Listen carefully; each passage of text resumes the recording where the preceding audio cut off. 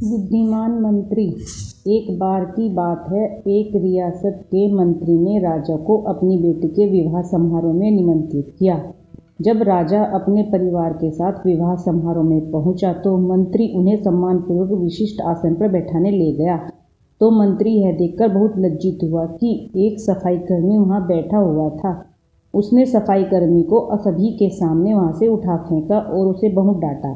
सफाई कर्मी ने बहुत अपमानित महसूस किया और बदला लेने की योजना बनाने लगा। अगले दिन सुबह वह जब राजा का कक्ष साफ कर रहा था तभी वह जानबूझकर बड़बड़ाया, राजा कितने नादान हैं, उन्हें यह पता ही नहीं कि रानी और मंत्री के बीच क्या चल रहा है। राजा आधी नींद में था। यह क्या बकवास कर रहे हो? उसने पूछा। महाराज, मैं पूरी रात सो नहीं पाया, मैं तो नींद में बड़बड़ा रहा था, सफाई कर्मी जवाब में बोला। हालांकि उसकी बात सुनकर राजा के मन में संदेह के बीज पड़ गए थे। राजा अब मंत्री से चिढ़ने लगा और समय समय पर अपमानित करने लगा। एक दिन तो उसने द्वारपालों से यह तक कह दिया कि वे मंत्री को महल में घुसने ही न दें। मंत्री राजा के व्यवहार से बहुत चकित था, लेकिन कुछ विचार करने के बाद उसे समझ में आ गया कि सफाई कर्मी ही इसके लिए जिम्मेदार हो सकता है। मैंने उसका अपमान किया था और उसी का उसने बदला लिया है। अब मुझे उसे दोबारा प्रसन्न करना होगा, तभी वह राजा की निगाह में मेरा सम्मान दोबारा दिला सकता है।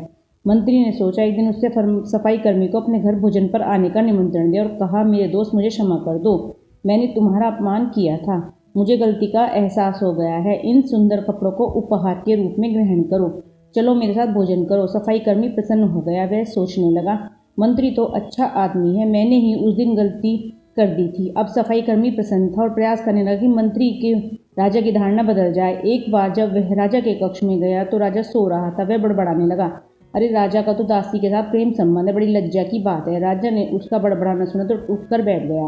राजा ने सफाई कर्मी को बहुत डांटा। सफाई कर्मी बोला, क्षमा कर दे महाराज, मैं पूरी रात सो नहीं पाया, इसलिए दिन में ही नींद में बड़बड़ा रहा था।